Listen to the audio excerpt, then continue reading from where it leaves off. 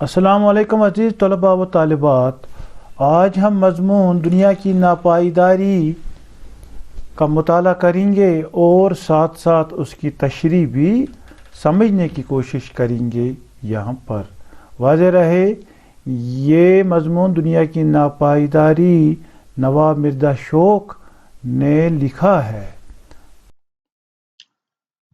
بڑھتے ہیں دنیا کی ناپائیداری کی طرف. شاعر نواب مرزا شوق، اس نے یہ نظم یہاں پر ہم کہیں گے. ویسے تو یہ مثنوی ہے، مثنوی کا آخری حصہ جو نواب مرزا شوق کی مثنوی، بڑی مشہور مثنوی ہے اس کی، جس کو زہر عشق کہتے ہیں، اس کا یہ آخری حصہ ہے. اس مثنوی کا یہ دنیا کی ناپائیداری جو 9ویں جماعت کے نصاب میں ہے. تو اس کی تشریح ہم یہاں پر بھی جاننے کی کوشش کریں گے. تو چلیے پہلے شعر کی طرف بڑھتے ہیں. تو پہلا شعر یہاں پر جیسا کہ آپ کے سکرین پر ڈسپلے ہو رہا ہے. جائے عبرت سرائے فانی ہے، مرد مرگ ناگہانی ہے. تو تشریح یہ اس کا تو شاعر مرزا شوق کہتا ہے کہ یہ دنیا فنا ہونے والی جگہ بھی ہے اور نصیحت حاصل کرنے والی جگہ بھی. یہاں موت اچانک آ کر دبوچ لیتی ہے. تو دوسرا شعر.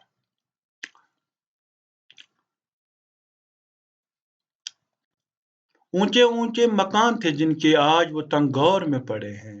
تو تشریح اس شعر میں مرزا شوق فرماتے ہیں کہ جو لوگ بلند و بالا مکانوں میں رہتے تھے وہ آج تنگ قبروں میں پڑے ہیں. یعنی یہ دنیا امیر اور غریب دونوں کے لیے یکساں ہے. یعنی دونوں کو، چاہے امیر ہو چاہے غریب ہو، چاہے شاہ ہو چاہے غدا ہو، ان کو یہ دنیا تو بہرحال چھوڑنی ہے. کیونکہ اسی لیے اس کا نام ہی دنیا کی ناپائیداری. تو شعر نمبر 3. کل جہاں پر شگوفہ اور گل تھے آج دیکھا تو خار بالکل تھے. تشریح اس شعر میں مرزا شوق فرماتے ہیں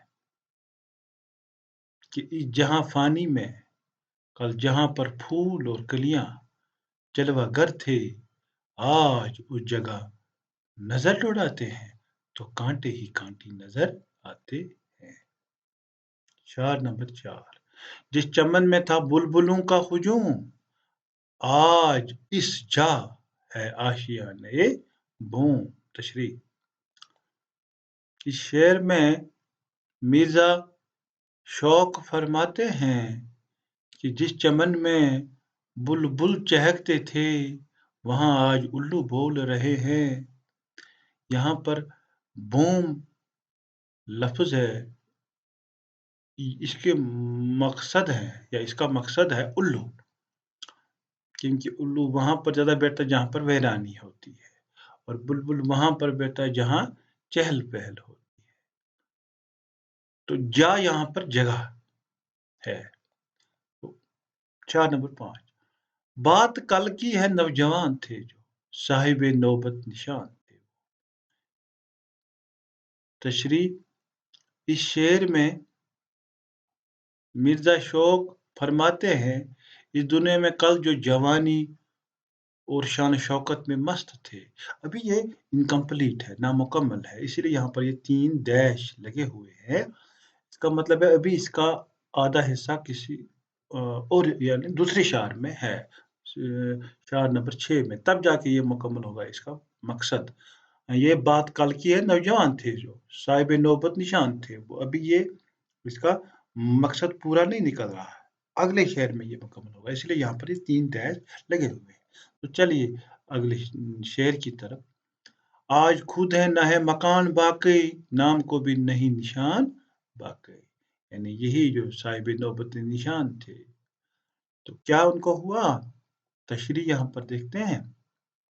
اس شعر میں نواب مرزا شوق فرماتے ہیں کہ آج نہ خود وہ نامی گرامی لوگ موجود ہیں اور نہ ان کے رہنے کی جگہ اور نہ ہی نشان باقی ہے ان کے وہاں پر۔ تو اب یہ مکمل ہو گیا۔ شعر نمبر 7، غیرت تخور محجبی نہ رہے، ہے مکان گر وہ مکین نہ رہے۔ تشریح، اس شعر میں مرزا شوق فرماتے ہیں کہ نہ خوبصورت پریوں کی شرم و حیا رہے گی، اور مکان اگر ادھر ادھر رہ بھی جائیں گے ان میں بسنے والے لوگ ہی موجود نہ رہیں گے۔ ٹھیک سی بات ہے، جب حوریں نہ رہیں گی تو ان کی شرم و حیا بھی جاتی رہے گی۔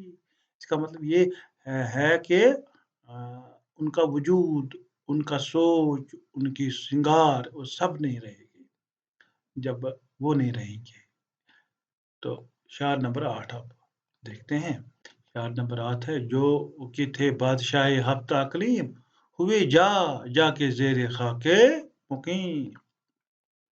تو تشریح اس شعر کی، اس شعر میں مرزا شوق فرماتے ہیں کہ کل تک جو اس دنیا کے 7 حصوں کے بادشاہ بنے ہوئے تھے وہ آج سب مٹی کے نیچے مدفون ہے۔ مدفون کا مطلب ہے دفن ہے۔ تو یہاں پر ہفتہ اقلیم یعنی 7 حصوں کے بادشاہ، یہ ساری دنیا کے بادشاہ اب کہاں پر ہے؟ جائے ہوئے ہیں جا کے زیر نشین یا زیر خاک، وہ مٹی کے نیچے مقیم کو رہ رہے ہیں اب قبروں میں۔ تو شعر نمبر 9، کوئی لیتا نہیں اب ان کا نام، کون سی غور میں گیا بحرام۔ تشریح، یہ شعر مرزا شوق کا ہے۔ وہ فرماتے ہیں کہ جو اس دنیا سے چلے گئے ہیں اب ان کا کوئی نام تک لینے والا نہیں ہے۔ کس غور میں بہرام خان دفن ہے کوئی نہیں جانتا۔ بہرام خان ایک مشہور بادشاہ تھا، ایک مشہور پہلوان تھا۔ اب وہ کس غور میں، کس قبر میں، غور مطلب ہے قبر، کس قبر میں دفن ہے اب کوئی نہیں جانتا ہے۔ شعر نمبر 10، اپنا رستم نہ سام باقی ہے، ایک فقط ان کا نام باقی ہے۔ تشریح، یہ شعر مرزا شوق کا ہی ہے۔ وہ اس شعر میں فرماتے ہیں کہ رستم اور سام جیسے پہلوان جن کا بہت بڑا نام تھا، جن کی شہرت دور دور تک پھیلی تھی، اب صرف ان کا نام باقی ہے، وہ خود تو کب کے مٹی میں جا ملے ہیں۔ آپ کو پتا ہے کہ رستم اور شام کے بارے میں سنا ہوگا آپ نے، یہ بڑے پہلوان ہوا کرتے تھے اپنے وقت کے، اب تو ان کا صرف نام باقی ہے، کہاں ہے کسی کو پتا نہیں، مٹی کے ساتھ جا مل چکے ہیں۔ تو چلے شعر نمبر 11، کل جو رکھتے تھے اپنے فرق پہ تاج، آج ہے فاتح کو محتاج۔ یہ شعر مرزا شوق کا ہے۔ وہ اس شعر میں فرماتے ہیں کہ کل جن کے سروں پہ تاج تھے اور وہ بڑے بڑے بادشاہ تھے، آج ان کے لیے فاتح پڑھنے والا بھی کوئی نہیں ہے، یعنی وہ فاتح کو بھی محتاج ہیں۔ تو شعر نمبر 12، تھے جو خود سر جہاں میں مشہور، خاک میں مل گیا سب ان کا غرور۔ خود سر یعنی گھمنڈی، ان کو مغرور تھا، جو مغرور تھے، جن کو اپنے آپ پہ گھمنڈ تھا، بھروسہ ہم ہے سب کچھ، لیکن جب اس کی تشریح یہ شعر مرزا شوق کا ہے، وہ اس شعر میں فرماتے ہیں کہ اس دنیا میں جو لوگ اپنے خودداری اور گھمنڈ کی بنا پر کافی مشہور اور معروف تھے، آج ان کا وہ گھمنڈ اور غرور مٹی میں مل چکا ہے۔ تو شعر نمبر 13، عطر مٹی کا جو نہ ملتے تھے، نہ کبھی دھوپ میں نکلتے تھے۔ یہ شعر مرزا شوق کا ہے۔ وہ اس شعر میں فرماتے ہیں کہ ایسے ایسے حسین اور نازک لوگ جو مٹی کی خوشبو اور دھوپ کو برداشت نہیں کر سکتے تھے تاکہ ان کا حسن پھیکا نہ پڑ جائے۔ ابھی بھی یہ پھر ان کا کیا ہوا پھیکا نہ پڑ جائے. اب اس کا مقصد بھی ابھی نامکمل ہے، وہ اگلے شعر میں مکمل ہوگا، اسی لیے یہاں پر 3 دیش لگے ہیں. تو شعر نمبر 14. گردش چرخ سے ہلاک ہوئے، استخوان تک بھی ان کے خاک ہوئے. یعنی اس دنیا کی چرخ سے، گردش دنیا سے، نہ آسمان کے چرخ سے یا اس ساری دنیا کی چرخ سے وہ بھی ہلاک ہو گئے. استخوان یعنی ہڈیاں تک ان کے خاک ہو گئے. تو یہ شعر مرزا شوق کا ہے، اور دراصل یہ شعر نمبر 13 کا دوسرا حصہ ہے. وہ اس شعر میں فرماتے ہیں کہ ایسے حسین اور نازک لوگ جو مٹی کی خوشبو اور دھوپ کو برداشت نہیں کر سکتے تھے تاکہ ان کا حسن پھیکا نہ پڑ جائے، مگر وہ سبھی لوگ گردش قدرت کے شکار ہو گئے اور ان کی ہڈیاں تک خاک ہو گئی. تو شعر نمبر 15. تھے جو مشہور قیصر و فغفور، باقی ان کے نہیں نشانے قبور. تو تشریح اس شعر میں مرزا شوق فرماتے ہیں کہ کل تک جو روم کے بادشاہ یا چین کے معروف بادشاہ جیسے حکمرانی چلا رہے تھے، آج ان کی قبروں کے نشان بھی باقی نہیں ہے.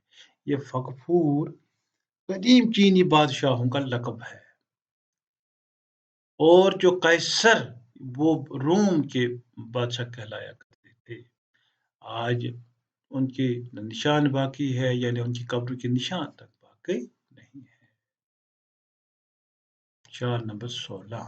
تاج میں جن کے ٹکتے تھے گوہر، ٹھوکریں کھاتے ہیں وہ کاسے سر. اس خوبصورت شعر کی تشریح اس شعر میں مرزا شوق فرماتے ہیں کہ کل تک جن بادشاہوں کے ہیروں اور جواہرات سے بھرے تاج ان کے سروں پہ چمکتے تھے، آج انہی سروں کی ہڈیاں ٹھوکریں کھا رہی اور لوگوں کے پاؤں تلے روندی جا رہی. شعر نمبر 17. رشک یوسف جو تھے جہاں میں حسین، کھا گئے ان کو آسمان و زمین. اس شعر میں مرزا شوق فرماتے ہیں کہ اس دنیا میں جو حسین و جمیل لوگ حضرت یوسف جیسے تھے، اب معلوم نہیں کہاں ہے، زمین کھا گئی یا آسمان ان کو کچھ پتا نہیں. گویا کیسے خوبصورت لوگ بھی مٹی میں مل گئے. تو اب شعر نمبر 18 اس کا آخری شعر ہے. ہر گھڑی منقلب زمانہ ہے، یہی دنیا کا کارخانہ ہے.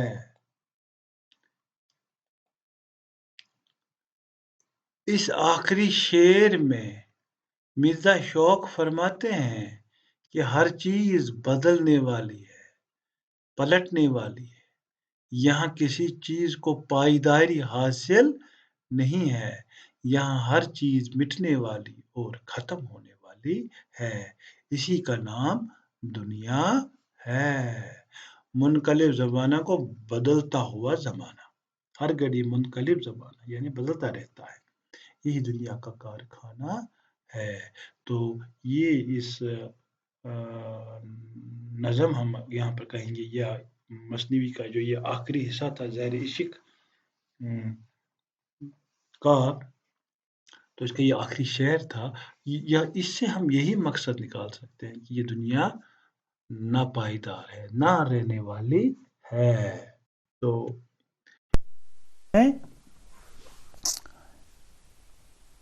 ہر کوئی چیز ٹکنے والی نہیں ہے، اس کا مطلب یہی تھا.